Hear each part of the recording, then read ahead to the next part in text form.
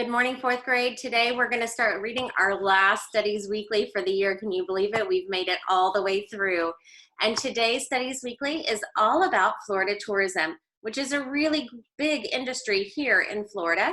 We've read about the other Florida industries, and now this week we're going to go a little deeper and talk a little bit more about Florida's tourist industry.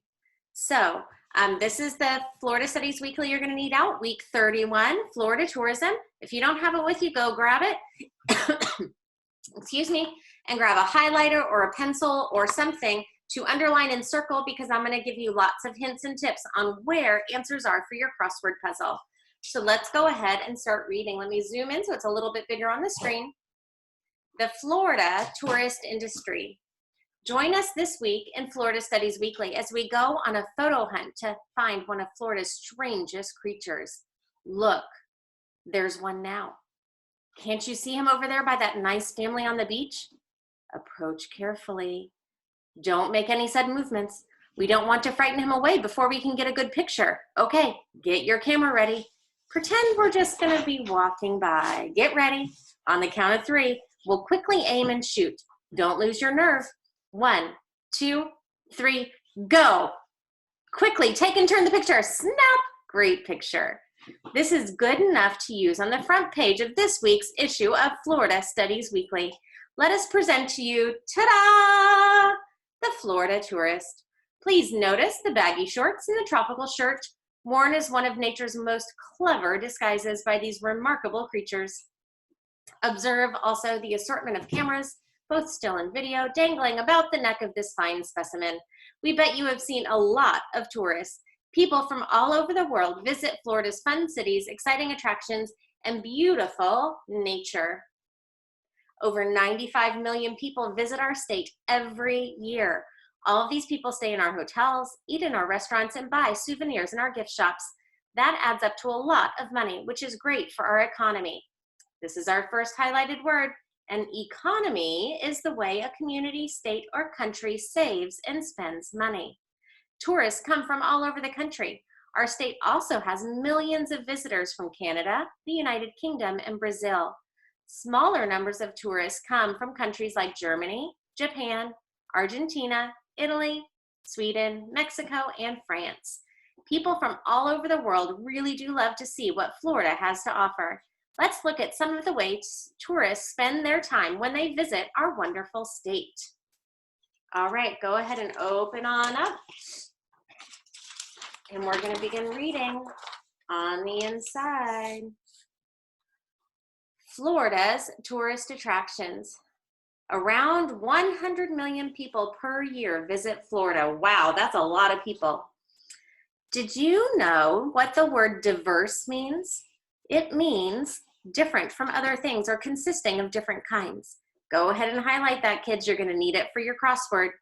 This describes Florida pretty well, don't you think? And there's no place in Florida more diverse than the West Coast around Tampa Bay. It's perfect for the person who wants to see a little of everything. Inland, you might visit the Busch Gardens theme park and experience Africa. Or you might go north along the Manatee Coast just to get close to nature. Do you like Greek food? Head over to Tarpon Springs. How about Latin music? Try Ybor City, known for its rich Cuban culture. How do you like museums? Sarasota is full of them, famous for all kinds of art. Woo, so much to see and do. Party in the Panhandle. All right, kids, so I'm going to zoom out really quickly because I want you to take a look at this map of Florida. We talk about the Panhandle of Florida a lot, and I want you to know exactly what I'm talking about. So if you notice, Florida kind of looks like a manatee down here in the peninsula part, but in the Panhandle looks like the handle on a pan that you might use to cook in. So this is called the Panhandle of Florida. We see that we have the capital of Tallahassee. We also have some really great rivers that run right along the Panhandle into the Gulf of Mexico, which is here. We have the St. Mark's River. We have the Apalachicola River. So it's really wonderful. We live kind of smack dab just north of Orlando, right in the middle of the state, between Orlando and Daytona Beach. And then, of course, here in South Florida, we have the Everglades. This is Lake Okeechobee. and the Everglades flow this way from Lake Okeechobee, and we have Fort Lauderdale and Miami. All right, so now let's read about some of these places in Florida. Now that we have seen our map, party in the Panhandle. Florida's Panhandle looks different from other Florida tourist spots. There are beautiful magnolias, which is a tree that has beautiful spring flowers. Go ahead and highlight that. Gigantic oak trees and pine trees all over the region. In fact, kids, there is a type of magnolia in the Panhandle that is found nowhere else on this planet. It's called the Torreya magnolia, and it's super beautiful. I've seen one. If you ever get up there, there's a Torreya State Park that has Torreya magnolias in it, and you can go visit them and see those magnolias that you can't see anywhere else. Some people think that the country in the Panhandle looks a lot more like the rest of the Deep South than like Florida. Even the tourist schedule is different. Most of Florida's tourist season starts to wind down around May. That's just when things in the Panhandle get rolling. The tourist season is when tourism is high between January and May. Go ahead and highlight that, kids. At least one thing is the same all over the state, even in the Panhandle: beautiful beaches. And where are Florida's best beaches? A recent survey rated the Panhandle's Grayton Beach, St. Andrews, St. Joseph, and St. George Island among the top beaches in the country. Not bad, eh? Diving in the Deep South. When it comes to diving in the South, you can't do any better than Key West, Florida, and still be in the United States. Not only is Key West the southernmost point of the continental United States, but it's also a favorite spot for scuba divers from all over the world. After you read this paragraph, close your eyes for a minute and imagine being able to fly very slowly over the top of a huge banyan tree. Then you turn downward and slowly loop through all of the crazy looking branches at the top of the tree. Did you do it? If you can imagine that, then you have an idea of what scuba diving is like. But instead of flying around a huge banyan tree, you're flying around a beautiful underwater coral reef near Key West.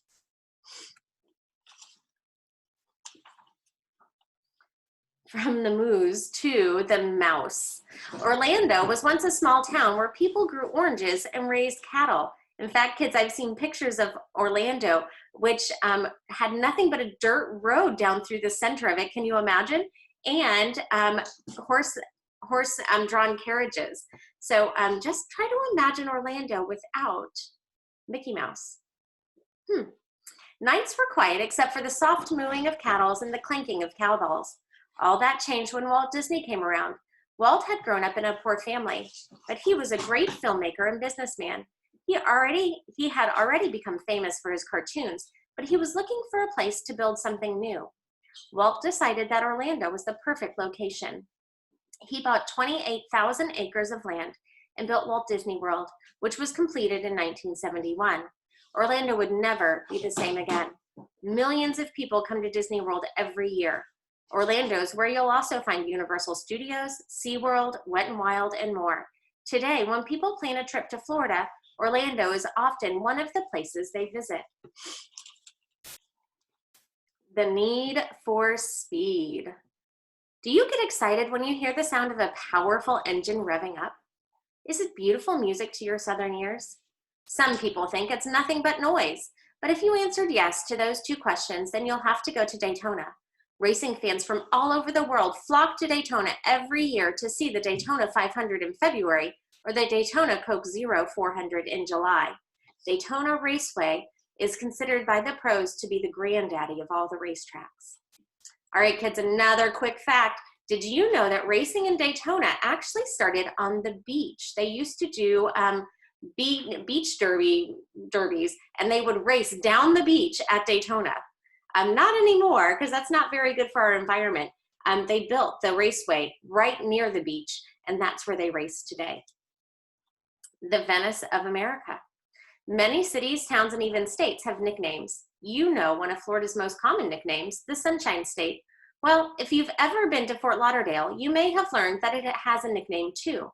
Many people call it the Venice of America. Venice is a city in Italy, way across the ocean, and it's famous for having many rivers and canals running through it. You may have seen pictures of people riding along these canals in small boats called gondolas. Go ahead and highlight that, kids. You're going to need it later. Sounds fun? Well, in Fort Lauderdale, boaters enjoy hundreds of miles of waterways. You can take a water taxi to the mall, do some shopping, get back on, go to a nice restaurant, and then go see a movie without ever getting into a car. What about diving? Natural and artificial or man-made reefs right offshore are great places to dive. Make sure you highlight that word in its definition. You're going to need it.